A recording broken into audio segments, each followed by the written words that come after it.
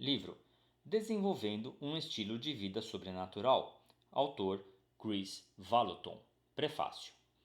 Uma das histórias mais incríveis que já presenciei tem sido esta jornada de quase 30 anos deste autor rumo a um estilo de vida sobrenatural. Eu e o Chris somos amigos ao longo de todo este tempo e parceiros de ministério por cerca de 20 anos. Ele começou da forma mais humilde que se possa imaginar.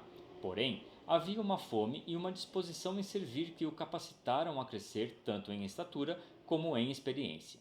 Esta jornada começa na Mountain Chapel em Weaverville, na Califórnia. Dia após dia, Chris procurava por qualquer lugar onde pudesse servir.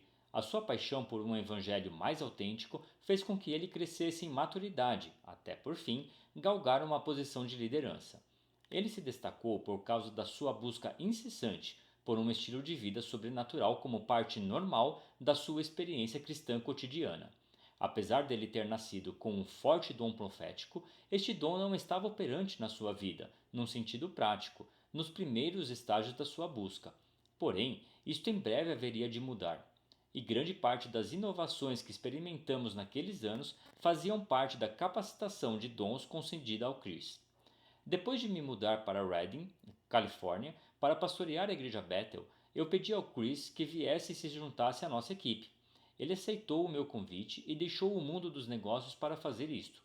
Isto aconteceu há cerca de 9 anos. Algumas pessoas vão para um seminário ou faculdade de teologia para receber treinamento especializado. Porém, Chris foi para o mercado para fazer o seu aprendizado, obedecendo o desígnio de Deus para aquela fase de sua vida. Seria neste ambiente que Deus haveria de treinar Chris nas coisas que ele esperaria aprender em uma faculdade, a vida cristã normal de milagres, sinais e maravilhas. Depois de juntá-lo à nossa equipe, Deus ainda haveria de fazer acréscimos ao conhecimento de Chris ao expô-lo a outro mundo, a vida da igreja. Foi a combinação destas duas coisas que Deus usou para dar a ele uma sabedoria extraordinária a respeito do estilo de vida sobrenatural tanto dentro como fora da igreja. O que ele ensina, ele também vive. A jornada do Chris prossegue como a minha também prossegue. Há mais coisas à disposição de qualquer um que se entregue por completo à exposição do Evangelho autêntico. O meu desejo sincero é que você se proponha a honrar o nosso Senhor Jesus Cristo por meio da demonstração do seu amor, do seu caráter e do seu poder. Este livro percorrerá um longo caminho para tornar o tão sonhado estilo de vida sobrenatural uma realidade na sua vida. Recomendo de coração tanto o homem como a mensagem, pois ambos são inseparáveis. Bill Johnson. Introdução. Nos dias do profeta Elias, levantou-se uma companhia de homens que era chamada de filhos dos profetas. Estes homens viajavam o mundo afora, saqueando os poderes das trevas e provocando grande destruição aos reinos malignos. Eles não toleravam o comportamento destrutivo dos reis ímpios, mas convertiam muitos à justiça. Eles ressuscitavam mortos, curavam enfermos, sulcavam as águas dos rios, destruíam falsos profetas e viam o avivamento se espalhar por toda a sua terra. Eles eram temidos por muitos e respeitados por todos. Eles caminhavam em grande pureza e Deus era amigo deles. Nos dias de hoje, ao nosso redor, a impiedade continua a crescer, a criar raízes na vida daqueles que amam e erodindo os próprios fundamentos da nossa nação. O satanismo está se espalhando como um incêndio fora de controle em uma floresta seca. Os médios se riem na cara da igreja ao fazerem demonstrações do poder das trevas. O divórcio está destruindo as nossas famílias e a violência os nossos filhos. O câncer, a AIDS e outras doenças tiram as vidas de tantas pessoas. Todavia, as palavras do nosso Senhor Jesus ecoam pelos corredores da história. E estes sinais hão de seguir os que crerem. E as obras que realizo e outras maiores fará, porque eu vou para o Pai. Marcos capítulo 16, verso 17 e João capítulo 14, verso 12. Em Atos capítulo 3, verso 25, Pedro diz: Vós sois os filhos dos profetas. Já é hora do corpo de Cristo se levantar e receber a sua herança. Precisamos nos livrar da complacência e restaurar os velhos limites da santidade e das demonstrações de grande poder. Não podemos nos satisfazer com sermões ilustrados, com música de primeira qualidade e cultos agradáveis. Fomos chamados a ver a destruição dos poderes das trevas e a restauração das nossas cidades. Nos dias de Moisés, Deus demonstrou o seu poder diante de Faraó, porém Faraó contra-atacou ao fazer com que os seus magos reproduzissem os milagres de Deus. Então, o Deus dos céus, detentor de todo o poder, executou milagres tão extraordinários que até mesmo os magos do Egito disseram: "Isso só pode ser coisa de Deus. Nós não somos capazes de fazer estes milagres." Por fim, Faraó foi vencido pelo poder de Deus e deixou o povo de Deus partir. Eu creio que o faraó deste mundo está prestes a bater em retirada das nossas cidades, à medida que Deus demonstrar o seu poder incipiente e superior por intermédio da sua igreja. Estamos no meio do maior avivamento da história da humanidade. Contudo, ainda existe uma lacuna entre o que ele deveria ser e o que ele será. A distância são vocês. O que vocês serão? Vocês são a ponte entre a história e a história dele, Jesus. Vocês são os filhos dos profetas. Os enfermos, os endemoniados, os pobres, os cegos, os paralíticos e os perdidos estão todos esperando para ver o que vocês aprenderam. Não os decepcione. Protagonistas da história. No decurso da história, é comum que apareçam indivíduos que desafiem o senso comum e as explicações estatísticas. São pessoas que se destacam por romperem as cadeias das expectativas da sua geração e se erguem para um chamado elevado que parece ressoar de algum lugar no porvir. Os profetas da antiguidade vislumbraram o futuro e falaram dessas pessoas violentas que forçariam seu caminho para dentro do reino, assumiriam o controle do céu e o fariam descer até este nosso mundo. Estes santos soberanos se recusam a aceitar que os seus feitos sejam uma mera reflexão acerca do passado. Pelo contrário, preferem quebrar as barreiras gravitacionais dos opositores e questionadores, indo muito além das fronteiras da razão, a lugares onde ninguém jamais ousou chegar. Em última análise, eles são as pessoas que conquistam o prêmio do elevado chamado de Deus que está em Cristo Jesus. Estes são os protagonistas da história, chamados por Deus, o povo escolhido do Senhor, os seus homens poderosos, a sua nação santa. Muitos de nós podemos sentir o vácuo que este vórtice que suga o nosso coração em direção a este destino divino. Encontramos o nosso homem interior ávido, dirigido e ardendo por essa grande aventura. Quer vivamos, quer morramos, temos a necessidade de romper os muros da mediocridade e encontrar a terra prometida das nossas almas. Vivemos com uma paixão por sermos contados entre aqueles que conquistaram fama nas grandes salas celestiais e são temidos entre os guardas dos cárceres do inferno. Se desejamos caminhar como o povo soberano de Deus, é nossa obrigação orar incessantemente, doar sacrificialmente, sonhar exorbitantemente, servir apaixonadamente, amar desavergonhadamente, andar inocentemente, crer indubitavelmente, viver poderosamente. Estas são as qualidades da noiva de Cristo em toda a sua glória. Ela é chamada para ser a força mais criativa de toda a face da terra. Portanto, não podemos permitir que sejamos conhecidos por aquilo que temos nos nossos baús, isto é, famosos por aquilo que não fazemos por causa das nossas justas restrições pessoais. Abraham Lincoln, George Washington e Benjamin Franklin tinham certos valores morais que restringiam seus comportamentos, mas foram homens famosos por aquilo que fizeram e não pelo que deixaram de fazer. Seria trágico se o povo mais criativo da face da terra se deixasse reduzir a um grupo de guardas contratados para proteger um baú, a Arca da Aliança, que Deus já esvaziou há 2000 anos. A verdade é que se não assumirmos o nosso lugar de direito neste mundo, relegaremos os pecadores, desprovidos da mente de Cristo e da sabedoria de todas as eras, os quais vagueiam em total escuridão, à posição de serem as mentes mais brilhantes do nosso tempo. Se a luz mais intensa deste mundo pertencer às pessoas aprisionadas nas trevas, quão grandes seriam as trevas deste nosso mundo? Alguma coisa está fundamentalmente errada com esta representação, mas é assim que compreendemos a religião. A religião é como a criptonita para o super-homem.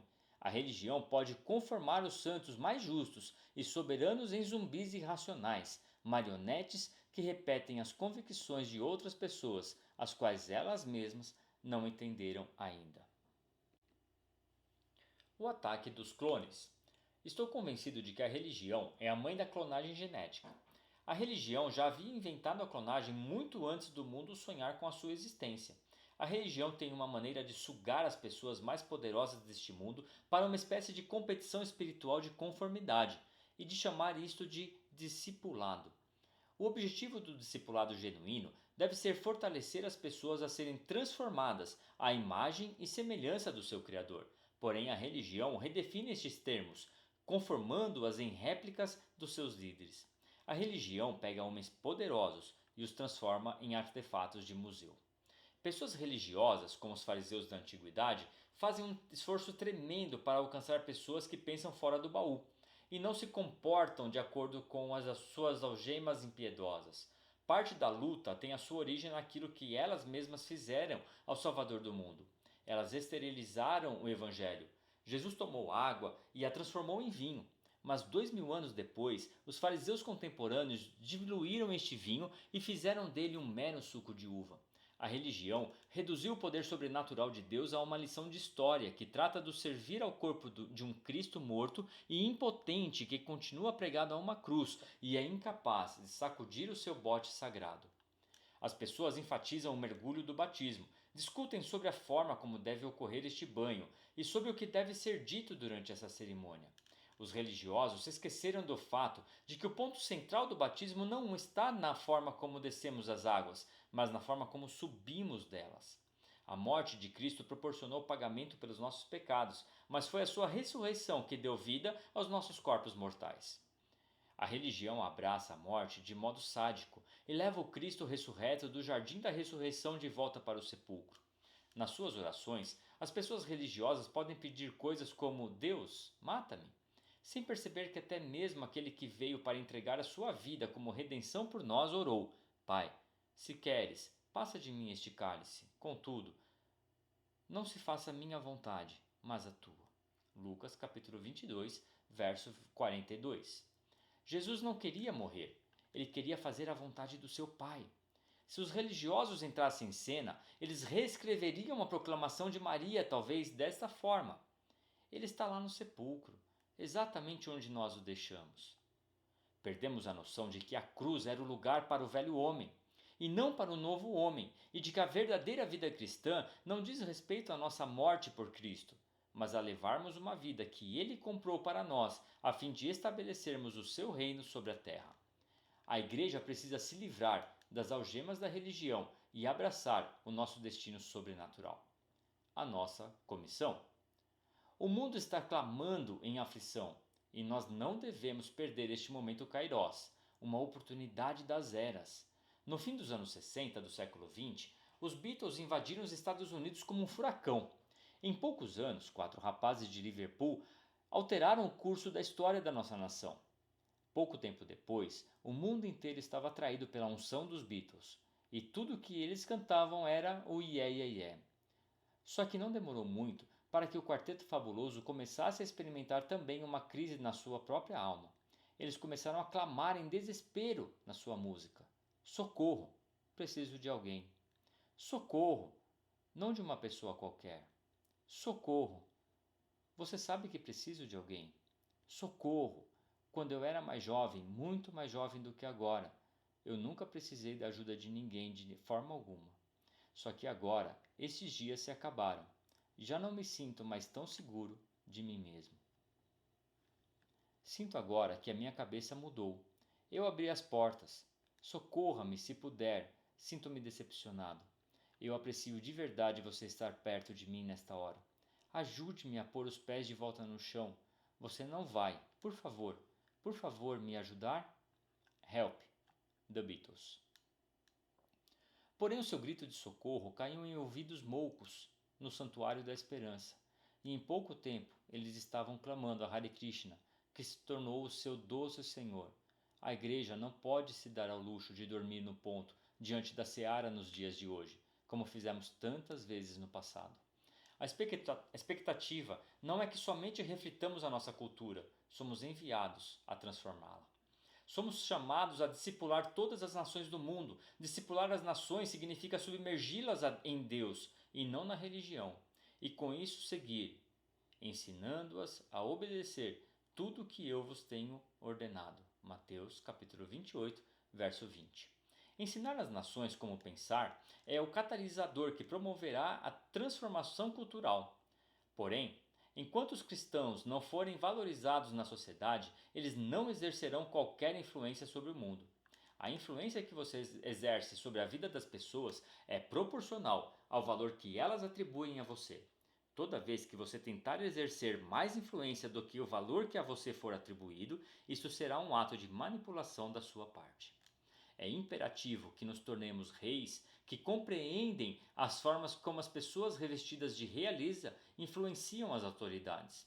De outra sorte, reduziremo-nos ao papel de mendigos da sociedade, na esperança de que as pessoas de influência, os poderosos, sintam compaixão de nós e olhem pela nossa causa. Esta atitude mental venenosa e pré-concebida de pobreza reduz a mensagem cristã a um grito de socorro, quando ela deveria ser uma reivindicação de uma posição de liderança. Nós não precisamos que as nações mudem por nossa causa. Nós temos um reino vivo, permanente e inabalável que habita dentro de nós e que prospera independentemente das circunstâncias. Precisamos que as nações mudem por causa daqueles que continuam perdidos nas trevas. Eles precisam que a cultura ao seu redor crie um ambiente seguro ao seu redor, até que eles recebam o reino dentro deles. Esta atitude de mendicância cultural tem relegado o reino de Deus à categoria de subcultura. Jamais foi a intenção de Deus que o cristianismo fosse uma subcultura. As subculturas são culturas que são subservientes a uma cultura mais poderosa. O comentário do Mundo a respeito da igreja do século I refletia a influência verdadeira que devemos ter sobre a sociedade. Eles proclamavam: estes que têm transtornado o mundo chegaram também aqui. Atos capítulo 17, verso 6. Somos chamados para transtornar, isto é, virar o mundo de ponta cabeça e colocá-lo de volta de cabeça para cima. Devemos ser a contracultura até que a atitude das nações comece a assumir a atitude do reino. Os cristãos não são subservientes ao mundo porque Deus atribuiu a nós o nível mais elevado de autoridade que existe neste planeta. Quando os cristãos perdem o desejo e a coragem de confrontar os males da nossa época de forma honrosa, começamos a ser influenciados pelos principados fraudulentos que também são recrutados para discipular nas nações, porém com uma agenda anticristã. Estas forças demoníacas operam para promover a deposição do príncipe da paz do seu trono, que é o legítimo príncipe dos príncipes, que faz com que as sociedades prosperem e, em seu lugar, entronizem o príncipe das trevas. Consequentemente, os princípios capacitadores de uma cultura se tornam demoniacamente inspirados em lugar dos valores que deveriam ser inspirados pelo reino de Deus. Este príncipe das trevas opera com o intuito de estabelecer pensamentos malignos que levem a comportamentos destrutivos. Porém, quando Jesus domina, ele faz com que os princípios do reino transformem a cultura por meio da mente de Cristo. Em outras palavras, as pessoas em uma nação governada pelo reino começam a pensar de forma semelhante a Deus. Entretanto, é importante que aprendamos como levar adiante este poder e autoridade que nos foram delegados por Deus. Se nós, os crentes, tornar-nos combativos em vez de confrontadores honrosos, reduziremos a nossa influência ao pequeno círculo da nossa igreja e nos tornaremos impotentemente diluídos no vasto oceano da humanidade. Precisamos levar a autoridade de Deus para a vida das pessoas e nações por meio do convite e não da intrusão ou da invasão. Embora sejamos chamados a ser combativos, quando tivermos que lidar com as potestades das trevas, precisamos ser honrosamente confrontadores diante de pessoas, demonstrando os benefícios e as recompensas de um reino superior. Rompendo fortalezas. Daniel teve uma visão dos últimos dias que lança luz sobre a mensagem que estou tentando desenvolver aqui. Ele escreveu: E falará, o diabo, palavras contra o Altíssimo, e consumirá os santos do Altíssimo, e procurarão trocar os tempos e a lei, e eles serão entregues em suas mãos, por um tempo e tempos, e metade de um tempo. Mas o juízo sentará, e seu domínio eles anularão, para ser consumido e destruído para sempre. E o reino, e o domínio, e as grandezas dos reinos, sob todo o céu, serão entregues ao povo dos santos do Altíssimo. Seu reino será um reino eterno, e todos os seus domínios o servirão e lhe obedecerão.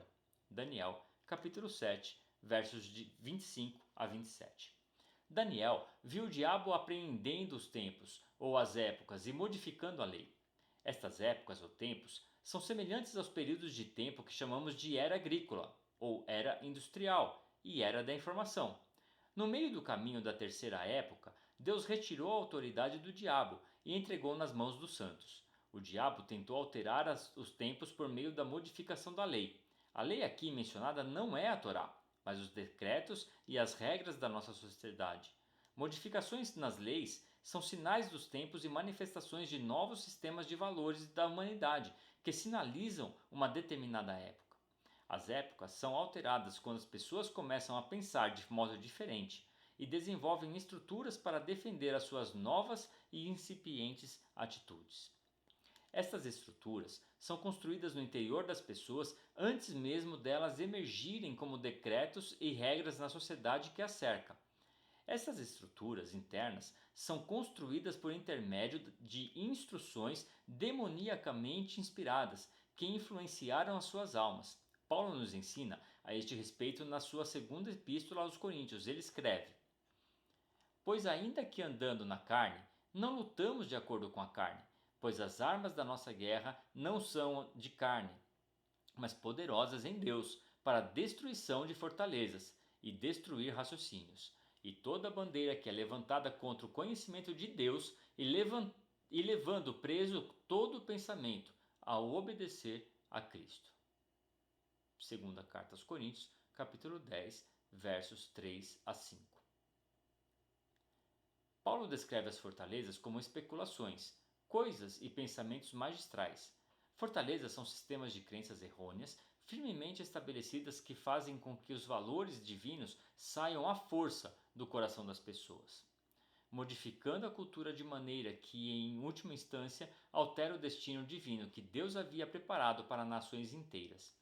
Estas fortalezas são edificadas tijolo por tijolo por meio da instrução intencional de especulação demoníaca, tais como: não existe um Criador. Toda a vida surgiu a partir de um Big Bang. Ou talvez de frases como esta: um feto não é um bebê, ele não passa de um aglomerado de tecidos enquanto não sai do ventre da sua mãe. Só então, subitamente, ele se torna um ser humano. Coisas magistrais ou atitudes arrogantes são vistas em afirmações como esta: o homem é Deus e a ninguém ele deve se submeter. Os pensamentos podem ser muitas coisas, porém todos os pensamentos não passam de uma interpretação da realidade e, portanto, está ligado a um sistema de crenças baseado em verdades ou mentiras. Pensamentos malignos abalam o amor do noivo e, em última análise, produzem comportamentos que negam quem nós somos, já que somos criados à imagem e semelhança do nosso Cristo amoroso. A grande novidade é que Deus está chamando a sua igreja a desenvolver um estilo de vida sobrenatural que equipa os santos do Altíssimo com armas de guerra que não são de carne, mas que são divinamente poderosas, arsenais sobrenaturalmente inspirados para destruição em massa. Debaixo da cobertura da escuridão, o Senhor tem distribuído estas armas de luz para nos preparar para uma invasão em massa contra as forças malignas que se esconderam no coração dos homens. Estes espíritos malignos são, em última análise, os grandes possuidores de corpos. Porém, o céu está invadindo a terra, libertando os cativos e os prisioneiros. Nos dias de Daniel, Nabucodonosor destruiu Israel e levou cativos Daniel e seus 3 amigos. Porém, os babilônios subestimaram o fator X. Tal como os super-heróis de um filme de ação, aqueles moços começaram de modo sobrenatural e sistemático a desmantelar os sistemas iníquos do Iraque da antiguidade, a partir do seu interior. Nabucodonosor pensou que havia capturado 4 moços judeus, porém o rei babilônio é que havia sido tomado cativo pelo Deus do céu. Nos 70 anos seguintes, aqueles homens conseguiram escapar da fornalha ardente, transformaram leões em gatinhos e mudaram a história daquela nação por meio de proclamações proféticas e da interpretação de sonhos. Treinamento para o mundo. Ao contrário do ministério de Daniel, a maior parte do ministério sobrenatural do novo milênio me faz lembrar de um veículo com tração nas 4 rodas da cidade grande onde eu cresci. Era super descolado ter uma picape 4x4 na região da Baía de São Francisco, e os rapazes as compravam, mandavam levantar a suspensão, colocavam pneus enormes e uma grade tripla de barras redondas na frente, que eram revestidas de cromo. Anos mais tarde, nós nos mudamos para as montanhas de Trinity Alps. Uma das primeiras coisas que eu notei foi que ali ninguém tinha picapes de suspensão alta e cromadas. A maioria daquelas pessoas que moravam no alto da serra tinha veículos 4x4, de aparência sóbria, pintura surrada e pneus finos que rompiam a neve porque eles usavam aqueles veículos para entrar e sair das suas fazendas no meio da neve do inverno. Eles não possuíam suas caminhonetes para perpetuar a sua imagem. Eles eram apenas equipamentos que as pessoas precisavam ter para dar sequência normal às suas vidas. Deus jamais quis que os dons do Espírito Santo ficassem confinados às quatro paredes da igreja. A maior parte dos milagres da Bíblia ocorreu longe dos caminhos sagrados. Na verdade, ocorreu nos recantos mais obscuros da vida cotidiana das pessoas. Felizmente, uma grande transição está ocorrendo no reino. Estamos passando do ministério aos santos para o ministério dos santos. A igreja é o lugar onde vamos para nos equiparmos com as armas de guerra e é um grande lugar para treinarmos até ficarmos adestrados no seu uso, sob a orientação de instrutores experientes. Porém, é importante equipar, desenvolver e treinar tendo em vista o envio. A primeira guerra contra o Iraque é um grande exemplo disso. Na Operação Tempestade no Deserto, os militares norte-americanos estavam mal preparados para a batalha. Os nossos tanques, helicópteros e armas ficavam cheios de areia e deixaram de funcionar. Os nossos uniformes camuflados inchavam como um dedo inflamado nas areias do Iraque, e os nossos soldados não estavam preparados para o incrível calor, nem ainda para as tempestades de areia que os massacravam no deserto. Um dos principais problemas estava associado ao fato das nossas tropas terem sido treinadas levando em consideração as selvas do Vietnã. Os desertos do Iraque eram algo muito diferente dos desafios tropicais das batalhas na selva.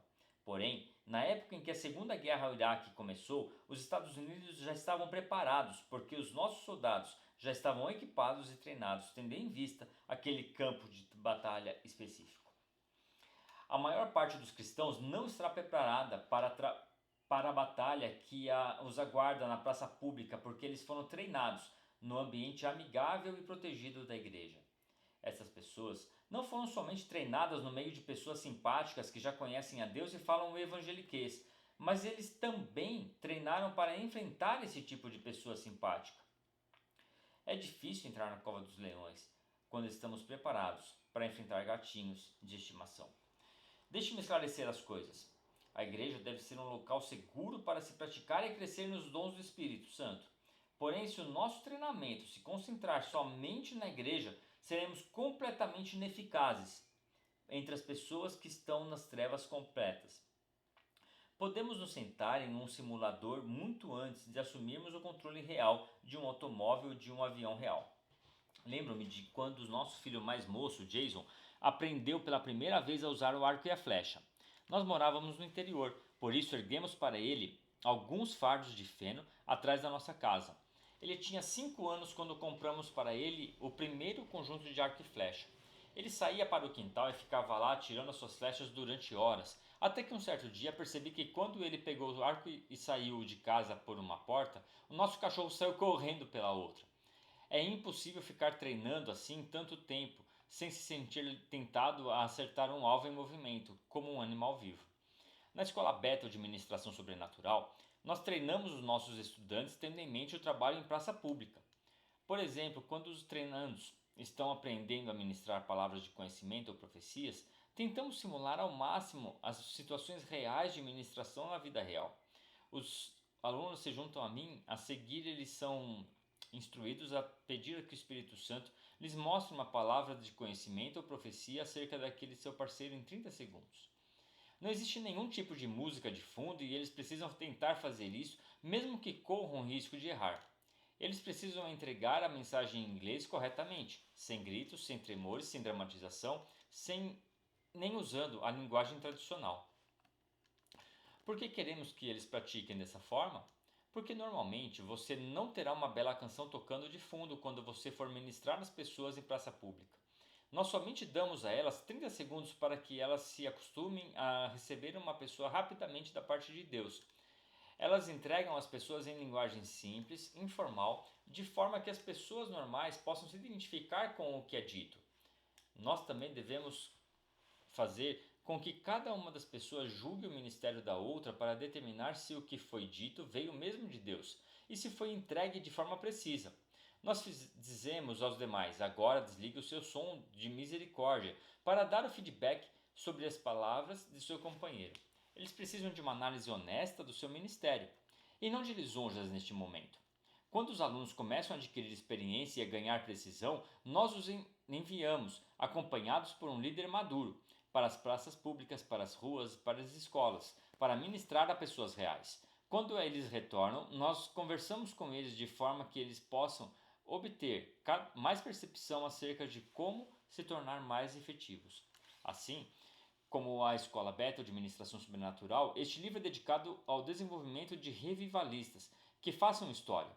A minha oração é que esses revivalistas se tornem humildes, mas não inofensivos, honrados, mas não bajuladores, confiáveis, mas não previsíveis, ousados, mas não descarados, santos, mas não frouxos, pacientes, mas não passivos, poderosos, mas não controladores, estimulantes, mas não aduladores, gentis, mas não tímidos, modestos, mas não domináveis, seguros, mas não convencidos, firmes, mas não teimosos, ensináveis, mas não subjugáveis, bondosos, mas não ingênuos, discernidores, mas não desconfiados, confrontadores, mas não combativos, firmes, mas não rígidos, submissos, mas não subjugados, sérios, mas não carrancudos, arrojados, contudo sábios, pacíficos, mas não negligentes, espontâneos, porém preparados, doadores, porém receptivos, transparentes, porém confidentes, extremos, porém equilibrados,